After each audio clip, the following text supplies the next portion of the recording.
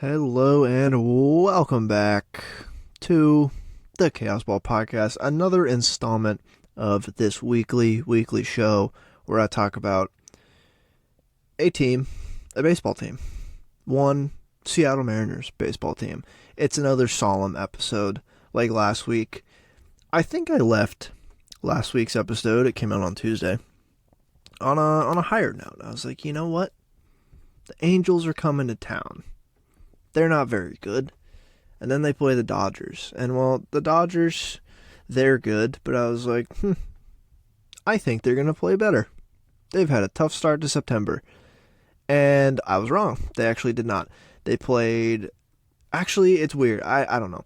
I don't think they played that bad against the Dodgers. They just got swept by the Dodgers. 3-game set this weekend.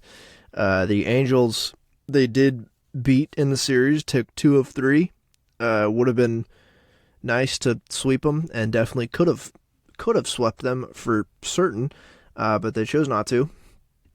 But they didn't inspire a bunch of confidence going into the last couple weeks of the season this weekend, and I'll get into that more later. But one thing off the top of the show, on a high note, actually, right after I recorded on Monday before their first game with the Angels, and that game, Julio Rodriguez went 30-30.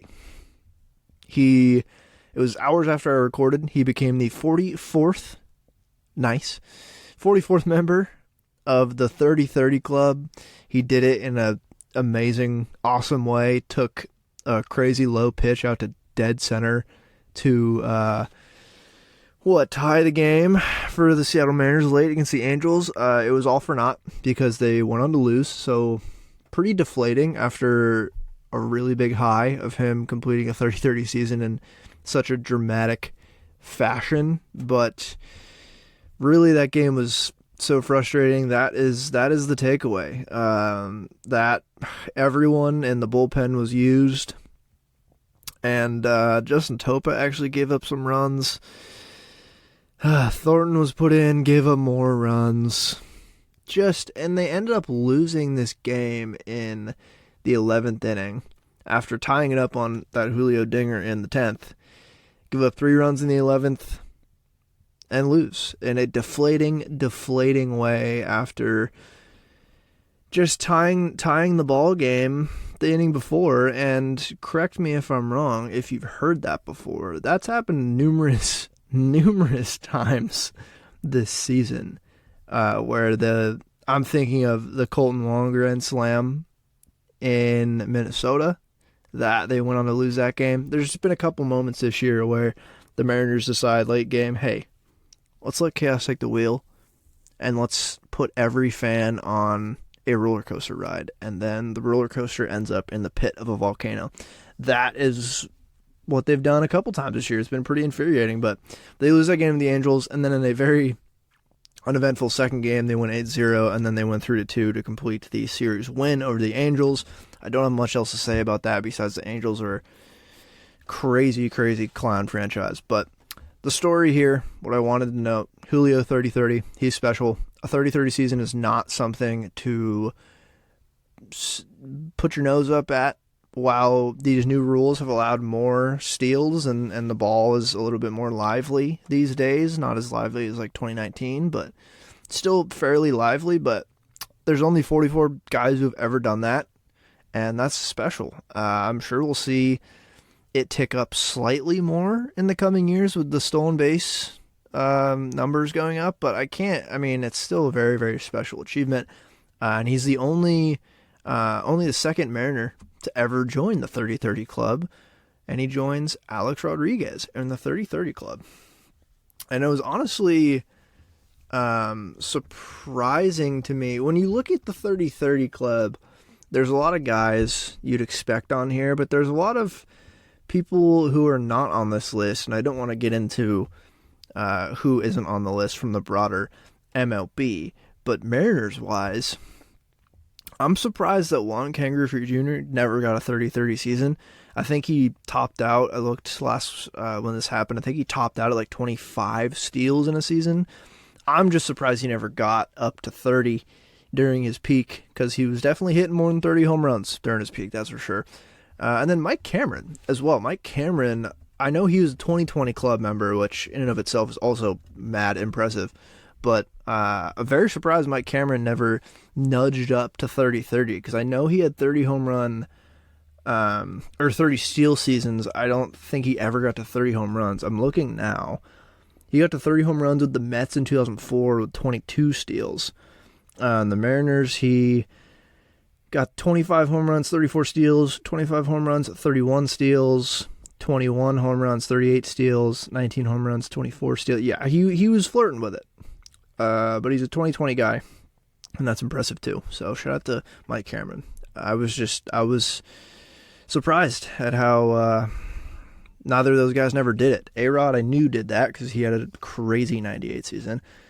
Julio, the fourth player in Major League Baseball history to join the 30-30 club at age 22 or younger, joining aforementioned A-Rod in 1998, Mike Trout in 2012 in his legendary rookie season, and then Ronald Acuna in 2019 did it age 22 or younger. So that is a little bit of what kind of player Julio Rodriguez is. I think those other three are pretty good. A-Rod, Mike Trout, Acuna. I know Acuna is because he's playing right now, but I think Mike Trout is a good player. I think A-Rod was pretty decent. So good company. Good company for our man Julio. And just special. I imagine he could get 30-30 next year. Then the year after that, I think I don't even think he's reached his ceiling yet, but this is what he is. Absolute superstar.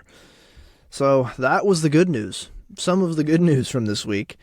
They win the Angels series. They get a much-needed off day after a grueling 10-day road trip and then a flight from Tampa back to Seattle and then a 3-game set without any rest.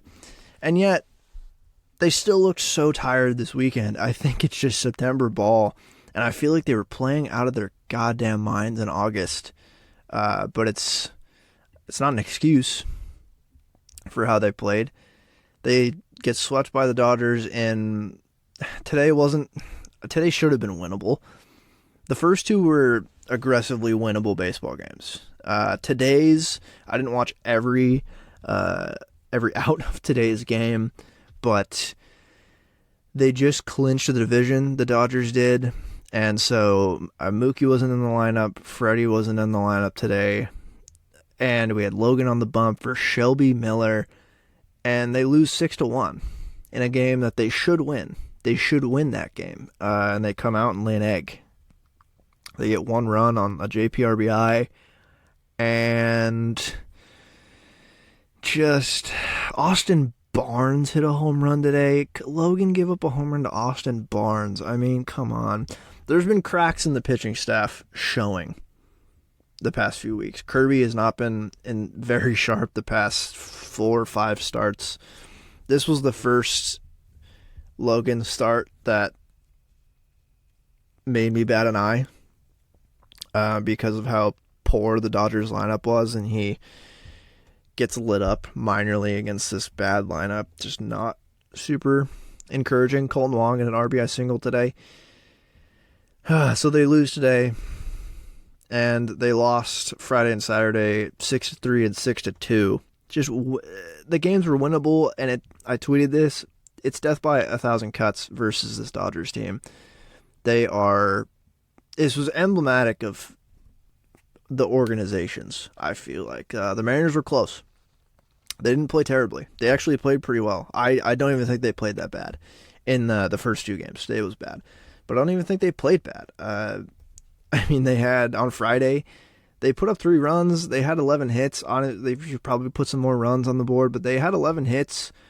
Kirby wasn't super sharp, but I mean, he gave up 4 runs, 6 innings, 7 Ks, 2 walks, and he hit another guy. That's where my concern would lie. Like, Spire gave up a run, Thornton gave up a run, but it felt like they were making better swings and not the pitchers making bad pitches. Like, there was some Max Muncy did some stupid shit. There were just a lot of hits, especially last night's game, just bloop hits. Guys just putting the ball in play on good pitches. Just felt like better hitting. It didn't even feel like the pitching was bad. I mean, even in Saturday's game, you get a beautiful start from Bryce Miller. He goes 5 1/3, 0 runs, 1 walk, 4 Ks, and maybe his start of the year. That's not like lighting up the stat sheet, but against this Dodgers team, in a not a must-win game, but a game where they kind of needed to capitalize on a good start, he comes out and shoves a little bit and looks great. Passes over to the bullpen, and the bullpen's pretty good until Spire and Isaiah Campbell, and even then, it was a lot of soft contact hits. It was an infield hit, it was a bloop single here and there, like Chris Taylor had a bloop hit to score a couple guys. Max Muncy had a crazy hit on a Spire, like slider out of the zone to put him up. It just felt like the Dodgers were going to win those games regardless of them being close. That is just what it felt like. And it kind of just, that's what playing the Dodgers is like. They're just a really good team, well coached, built really well, and it pays dividends to put the ball in play. Soft contact be damned. Soft contact in play is still better than a strikeout. And the Dodgers are good at putting the ball in play and good at working the count. They're very good at getting on base. Again, it's death by 1,000 cuts. You can pitch perfectly to them and you'll still, lose the game, especially when your offense is putrid like they kind of were this weekend. They were getting on base. They just weren't. They were doing the runners in scoring position thing again. The Mariners' heritage of leaving runners in the scoring position. Because they got to their bullpen, too. They got to a lot of their bullpen arms, and their bullpen has been better of late, but it hasn't been amazing this year. It hasn't been phenomenal, and there's some guys in that bullpen that they should hit better than they did. The problem is the Dodgers have so many guys, regardless of if they're really good or not, they have crazy good stuff, and the Mariners just can't hit stuff, it seems like. It just seems like they can't hit stuff, like stuff out of the zone. Like the sweeper to a right-handed hitter out of the zone, it's over. And like a high fastball to our lefties, it's over. Just feels like those are pretty significant weaknesses in today's game, but that's what it feels like the lineup is. Very, very somber weekend. It looked like a madhouse in the stadium, too. Those fans were begging for a win, and they did not get one. There are a lot of Dodger fans, though. Made me sick. A lot of Dodger fans, it looked like, in the stands. Just unfortunate. Just not good. Just not good baseball, unfortunately. And now it puts the Mariners in a little bit of a bind. I think I talked last week about wanting to be ahead of the Rangers and or the Blue Jays in the wild card and division by one game, hopefully 1.5 to 2 games before we play Rangers, Astros, Rangers to end the year. And right now they're not fulfilling my wishes. They are 1 back of the Texas Rangers for the 3rd wild card spot, 1.5 back of Toronto. And the division is slipping away, but I crowned the Astros division champions last week, so, not too concerned about that. Because they're 2.5 back at the Stros, and they're playing better baseball right now. They did get beat by the A's at home, weirdly enough, but I have a feeling they're going to be fine. Texas looks shaky, but the Mariners look shaky. Both teams do. So do the Blue Jays. The Red Sox did not do us any favors this weekend. They made those games close and could not finish them because their pitching is so goddamn poor. It's so bad. But it's still really close, and now the Mariners go to Oakland for 3 straight games. And hear me out. I'm going to dub this one as the most important series of the year. It is. It is. Just think about this. Could I hop on next week's show and say the upcoming 4-game set to end the year against the Rangers is now the most important series of the year? Maybe. Maybe I could do that. They have to sweep the A's. They just have to do it. The A's are a little frisky right now. They got a lot of young bats in that lineup. And I think they could put up some runs against a pitching staff that looks tired, that has been giving up more runs than they're used to this month. And it's in Oakland. Weird shit happens in the Coliseum. They're just, the Bats are going to need to put runs on the board this series. They're going to need to win these games handedly. They cannot play around. No playing with their food. None of that.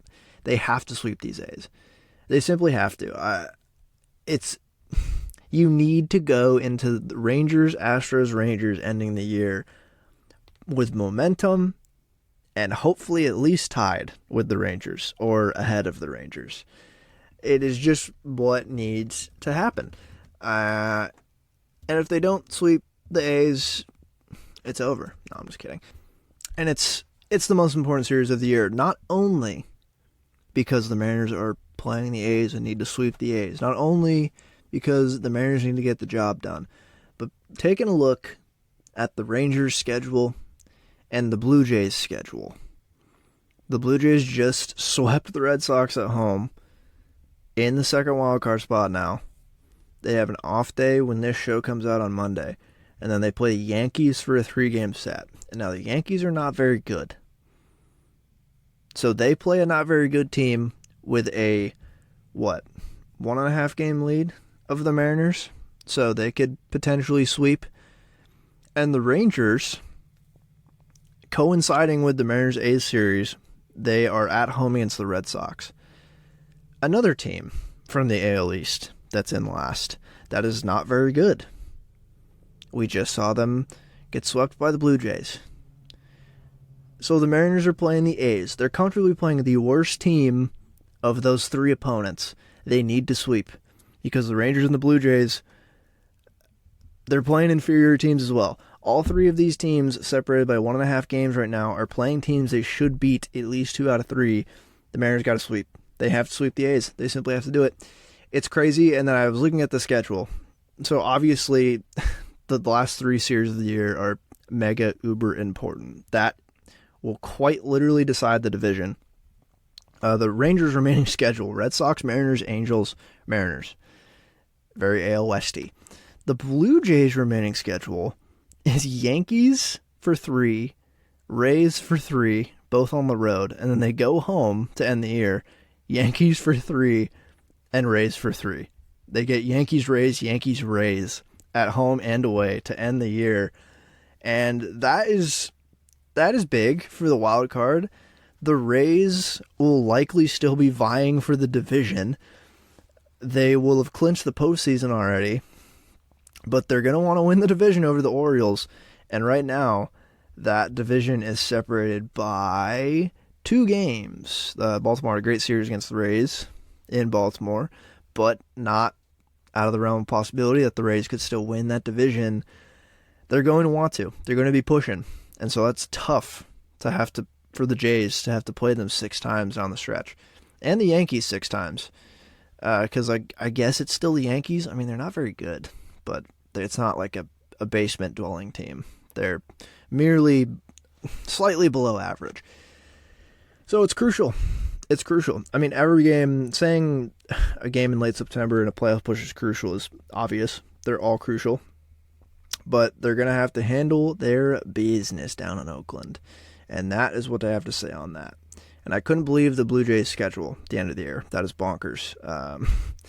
That could have meant so much more if the Yankees were a good team this year. Imagine what that could have done. But that is all from me schedule peeking. So a road trip and then at home to end the year for your Seattle Mariners, Oakland, and then Texas, and then the Astros and Rangers. I look at this schedule daily and I get scared every day. Because the Rangers, the Blue Jays, and the Mariners, one of them will not make the postseason. And right now, the Mariners are that team, the odd team looking in. And I would rather make the postseason as a fan of the Seattle Mariners. I'll be honest with you, I'd rather be in the postseason. So if they could win some more games down the stretch, that would be very nice. Thank you. And this is another one like last year, another playoff scenario where I would rather be the 3rd wildcard team. I would make the playoffs over whatever. If they make the playoffs, I won't pick many nits. But right now, I can pick as many nits as I want. I would like them to either win the division, which I think is obviously everyone wants that, and I don't think that's going to happen, or two, be the third wild card. Because like last season, they were the second wild card and played the Jays. Obviously, amazing series, ended up beating the Jays in the wild card, but they could have played the Guardians. And this year, we have the Twins, who are going to win the AL Central and play that third wild card team. The Twins are comfortably the worst team, probably going into the playoffs. I don't think they're that bad. But boy, would I rather play the Twins than the Tampa Bay Rays or the Orioles, which is what the second wildcard team's in for. So I'd be happy with the Rangers or the Blue Jays slotting in at that wildcard 2 spot and playing the Rays or the Orioles, and the Mariners politely saying, we'll take third and go to Minnesota, because I'd just much rather do that. And I think everyone would agree with me there. So it's one of those years again, almost identical to last season. Some different teams in the mix, but virtually the same scenario where the third wildcard spot is most advantageous if you can't win the division. But that, again, that's all I have on schedule watching. Now, a lighter part of the show, and this might be a shorter show this week. I don't have much. I don't want to keep talking about the Mariners because they're bumming me out. And really, all they need to do at this point in the year is start winning baseball games. And they simply refused to do so recently. I take notes weekly on random things. And I think I'm going to start presenting them on this show as my random weekly notes. And these are all about baseball. Sometimes they might not be about baseball, but these are all about baseball. Things that I write down weekly that I then look back on during this podcast and say, why did I write that down? Or I disagree with my past self. Here we go. My weekly random notes. The first one. The Mariners have a unique opportunity to bring back their commercials. Oh, yes. Cal Raleigh and Logan Gilbert. They're a great start. They could usher in the new era of Mariners ads. I guess I'll call it like the golden age of Mariners ads. The Larry Bernandez era, That stretch of ads was amazing. And that style of ads they did for a little while and stopped when the team started to become bad. When you think of that era of ads, you think of obviously the Felix ones, like the Larry Bernandez ones. All those were sweet and legendary. I think of Edgar in some of those ads. I think of the Crafty Lefties ad, which was one of the more recent ones. I think they ought to bring those back, especially because now they do have a core of players and some that are signed long-term already that you can advertise for years to come. I think that was a big reason why those ads were successful, obviously. You had Felix Hernandez. You had Kyle Seager making appearances in those ads. I think this is a perfect opportunity. You have a young core of players to advertise, and you have Cal Gilbert. Oh man, that's their name. Cal Raleigh and Logan Gilbert, who are best buds, and they could be a good start because they're just funny together. And Cal Raleigh is very unintentionally just a funny dude when he says things. I think I wrote this down because if you saw it on social media, the Mariners put out a video. It's when they were in Chicago. Cal and Logan went to a pizza place and made their own deep dish pizza. And it was a good video. The boys were roommates in the minor leagues and came up together, and obviously are pitcher and catcher in the bigs and have a great relationship with each other. And it's awesome. There's been a couple of these videos, and I think they could be a very good start to usher in a new era of ads. That's the first weekly note. Bring back the ads.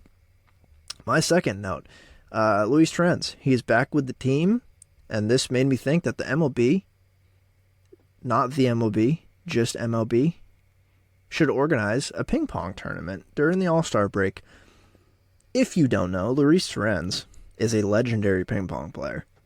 He I know he won a tournament at spring training last year, and him and Robbie Ray played frequently last season. There's a ping pong table in the clubhouse, and he's apparently really good.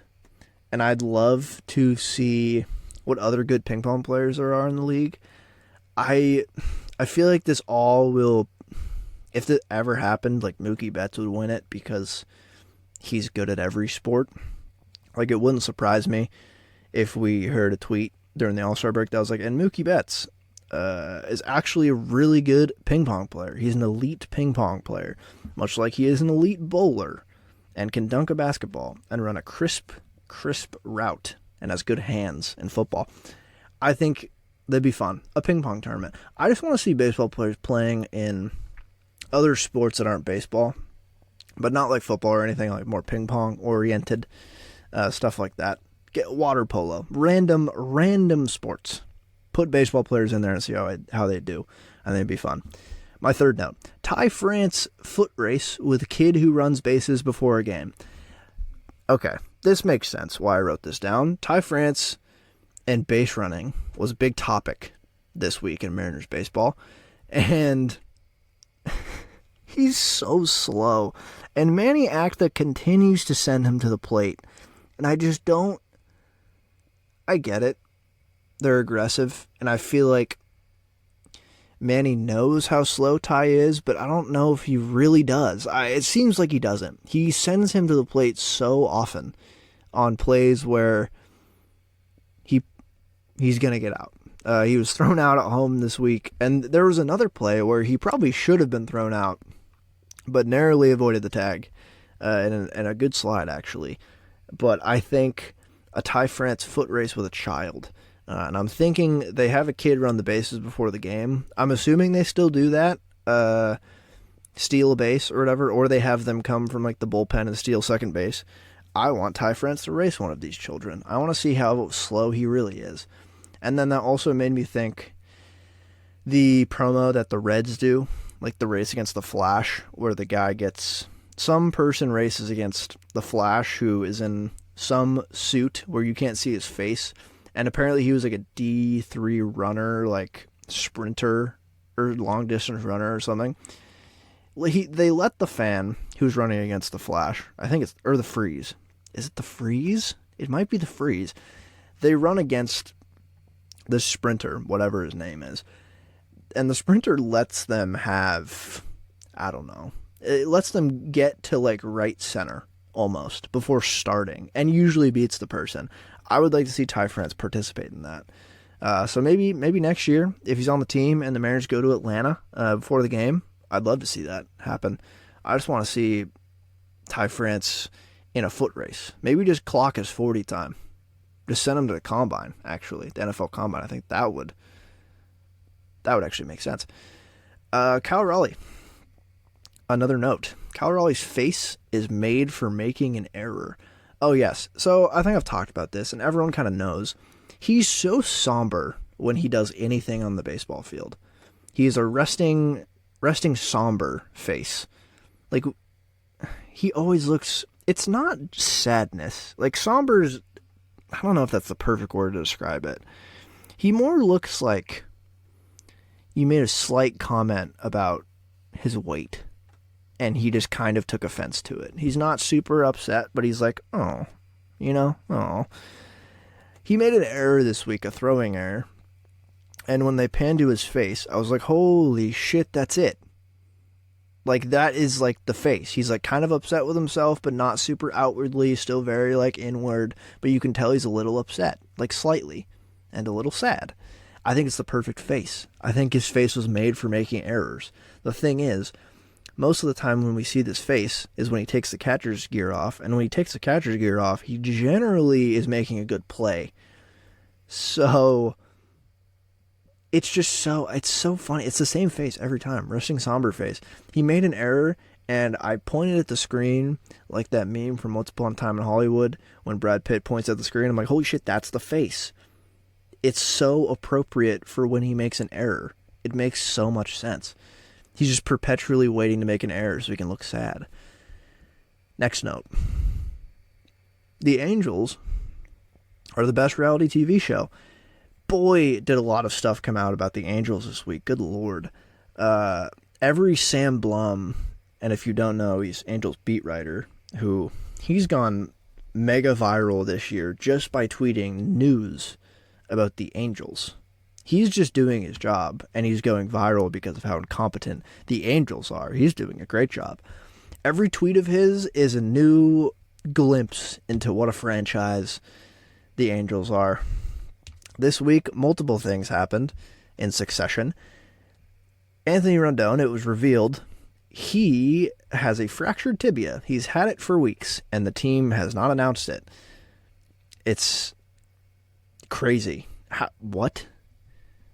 So Anthony Rendon, and if you don't know, Anthony Rendon seems kind of like a big, gigantic bitch. Big contract, be damned. Who cares what your contract is?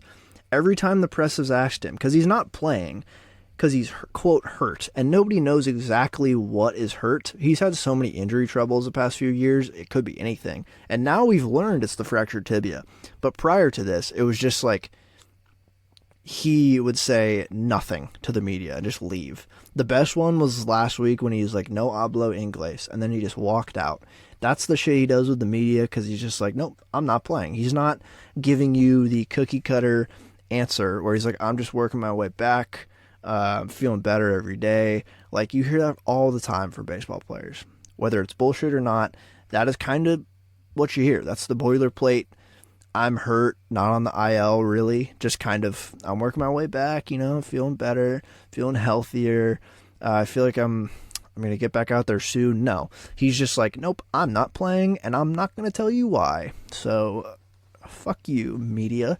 That's what he's been doing. And it came out this week, he's a fractured tibia, and everyone's not really sure why the Angels didn't announce it weeks ago when they found out. Anthony Rendon is known. And it's not up to him to say, so I'm not saying he should have said his tibia is fractured. That's up to the team. How has the team not said anything? And you think it couldn't get better you think their week couldn't get any better. And then we get a tweet that comes across the timeline that Shohei Ohtani's locker is empty. And he hasn't been playing. They didn't shut him down, but they've had him not be playing because he has a torn UCL, but he was still hitting. And they basically were like, no, okay, we're just going to rest you a little bit. Then we get this tweet. His locker is cleared out. He's gone. He's out of here. I think I saw every single photoshopped jersey of Ohtani, and like every jersey. Every MLB jersey, I think I saw him photoshopped in, because it was like, hey, what if he just shows up in Seattle? What if he shows up in Tampa? Just wearing a Rays jersey. Who's going to say anything? Because it just sounded like in the dead of night, he came in, took all his shit, and is now just gone. He's ghosted the Angels. We now learned that's not really the case. They're just shutting him down the rest of the year. And obviously, I think he's going to win MVP no matter what. The Angels aren't going anywhere. It's a smart move to shut him down. It's just crazy, again, the process the Angels organization has gone through. They didn't announce they're shutting him down. We just got a tweet that his locker's empty. He's not here. But he was in the dugout yesterday, so everything is well. He didn't just up and leave, because that also doesn't seem like a thing he'd do. But it sounded like that. It was like, oh no, he's just gone. He's out of here. He's never coming back. That's the last foot he stepped in that dugout now. It was so funny. I mean, I saw him photoshopped into a Jets jersey. I think a lot of people saw that one. You think he could play quarterback? I think he could probably figure it out if you give him some time. But no, the Angels are just a poverty franchise, man. That might be the worst front office job in the country right now. Like if Paramedian gets canned, or any job in that organization, like it's just systematic issues, and everything is wrong with their franchise right now. But everyone else besides Angels fans, it's been great. If you look past not really putting the biggest stars on the biggest stage like they haven't done for years and years now, you look past that and it's just funny. So that's the Angels. My next note, Red Sox. Hey, I'm available. I have a job, but I will leave my job if you want me to run the team. I will run it differently than Chaim Bloom did. I promise. I will, if anything, I'll be more Dave Dombrowski than Dave Dombrowski. Just give me the money. I will sling it around. Obviously, Red Sox, they're not going to want to hire me just yet. They haven't even interviewed me yet. They've just reached out. But if any executives of that team are listening, John Henry, if you're listening, the sole owner, if you're actually listening yourself right now, again, hit my line. My email is in the podcast footer. If you want to just shoot me an email, I can send you my resume. I can send you anything you want. I can send you my plan for the team. I'm available to run your team if you need. Red Sox fired Chaim Bloom. Kind of surprising. I could talk about this for a while, but I think there are others closer to the situation who've said a lot of good things about this. I just think, from my perspective, he wasn't given a fair shot, but this is also very what the Red Sox do. They hire a guy for 3 to 5 years and they fire him and bring in a very different person to run the team. They had Ben Cherington. He came in, built the farm system, laid a foundation, fired him. Dave Dombrowski comes in, spends a lot of money, destroys the farm system, wins a ring. They fire him. They bring in Chaim Bloom from the Rays, and they say, hey, you need to cut payroll and trade Mookie Betts. And he did that. That's literally strike one. I'm out of there. I don't care what the money is. If I was in a job interview and they said, you have to trade Mookie Betts if we hire you, I'd say, no, sorry, I'm not doing that. That's against my principles as a human being. I am not trading Mookie Betts. Fuck you. Chaim, he has to cut payroll, and he has to kind of rebuild this team that has no farm system. They have some bloated old guys on the big league roster. They have to trade Mookie Betts. And no matter what they got back in that trade, it was going to be a deficit. It didn't matter because it's Mookie fucking Betts that they were trading. And Chaim's tenure was not perfect. I feel like this is a classic. He did a fine job. He made some mistakes. He had a lot of good things he did. I just don't think he was given a fair crack. Especially because I think they brought him over from the Rays. And I feel like they wanted him to run it more like the Rays. And he kind of did. He built up the farm system. The farm is in a really good spot compared to what it was when he took over. There's a lot of good young talent on the big league roster. Like a lot of promise in this team. He didn't spend that much money. And maybe that's what they're concerned about. But it doesn't seem like they gave him that many opportunities to spend. Especially when they got him in there and said, cut payroll. You are the Red Sox. Act like it. You should be running a top 5 payroll every year. You are the Boston Red Sox. You can do both. The power that you have that the Rays don't have when you hire Chaim Bloom is, hey, we recognize that you're probably good at identifying talent, amateur and big league level talent. You can probably stock our farm system with young players, and you can develop them well.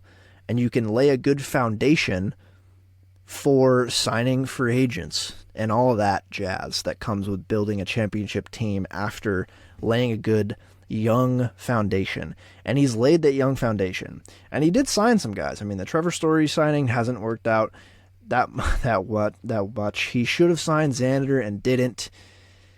Like, he could have had Xander and Devers 3 years ago for a combined $350 million. Like, he might have had both those guys for the next few years for what Devers signed for this offseason. And at least he re-signed Devers. But then you look at, and like, he extended Chris Sale, and that didn't work out. I don't think that's really on him. I think that was the right move. He's just been so hurt. I don't think that was really the wrong thing to do. The problem is pitching. And I don't think they've given him enough money to sign pitching. But, again, see, I'm already rambling. I could go on and on. I just don't think he was given a fair crack.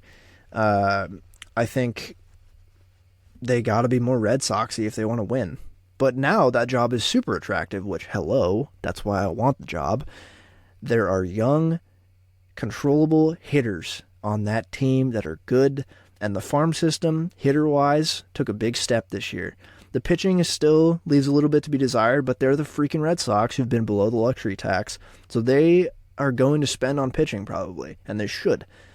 And they also have Brian Bayo, young pitcher, love him, big fan. But it's a great job now because of what Heim did. So we salute you, Mr. Bloom. You did a great job. And if the Red Sox win a World Series in the next few years, some of that praise should be to you for the foundation that you built for this team. But again, hit my line, John Henry. I'm available. Oh, John, what's that? You want me to work for Liverpool and the Red Sox? Fine. I'll start with the Red Sox. Okay, that was my second to last note. My other note that I'm just going to end the show on, and it's, if you were looking for Mariners content this show, then you probably left a while ago. And if you're still here, that means you're enjoying me. Maybe this is just picking you up from a sad weekend of Mariners baseball. That's what I'm here for. All right? I'm going to pick you up going into this A's series. My last note. I play a game called Out of the Park Baseball very often. I love this game. It is a game for baseball nerds. It is MLB The Show in reverse. If you know what Football Manager is for soccer, it's that, but crazy in depth. So I've been running the Pirates for quite some time, for a while now, and not that it matters, but I've lost back-to-back World Series to the Tigers, and who did I just lose to? Oh, Tigers and the Rays. The 2025 and 2026 World Series I lost back-to-back. But that's not what I'm here to talk about. In 2027, in the offseason, there was expansion. Not expansion. That's the wrong word. Relocation. Just right now, you can pause the show, whatever, I don't care. I'll give you some time.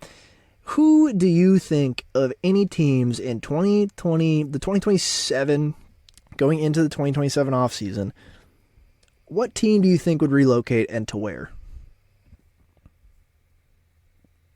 You thought of one? Did you think of one?